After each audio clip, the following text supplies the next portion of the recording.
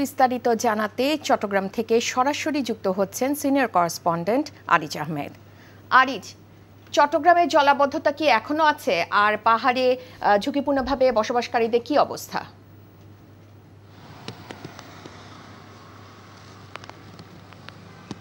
হ্যাঁ রাইকা, আপনি দেখছেন এখন আবার নতুন করে জোড়ো হাওয়া এবং বৃষ্টিপাত শুরু হয়েছে।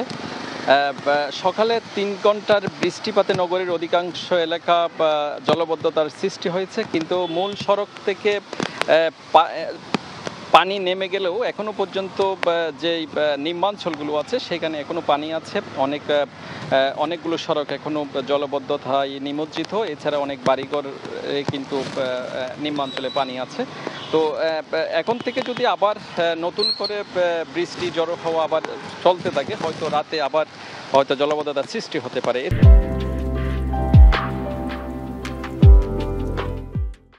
আপনি জানেন যে চট্টগ্রামে প্রায় 26টি পাহাড়ে যে পাহাড় ধসের একটা আশঙ্কা করা হচ্ছে, এবং 26টি পাহাড়ে আসলে প্রায় 50,000-এর বেশি মানুষ বসবাস করেন।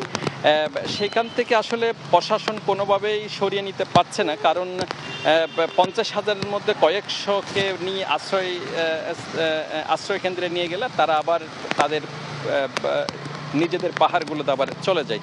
এই কারণে প্রশাসন এবং সিটি মেয়র আইনগত পদক্ষেপের মাধ্যমে বা জোর করে তাদেরকে নিয়ে যাওয়ার জন্য চেষ্টা করে যাচ্ছেন। তারপরেও তারা বলছেন অনেকে এসছেন, কিন্তু অধিকাংশ মানুষ আসেননি। আমরা বিভিন্ন পাহাড়ে গেছি এবং তাদের সাথে আমাদের কথা হয়েছে। তারা বলছেন এই বিষয়ে আগে কোনো দুর্ঘটনা হয়নি, এবং সেই কারণেই তারা তাদের নিজ নিজ বাসায় অবস্থান করছেন। রাইকা, এই ছিল এখানকার সর্বশেষ।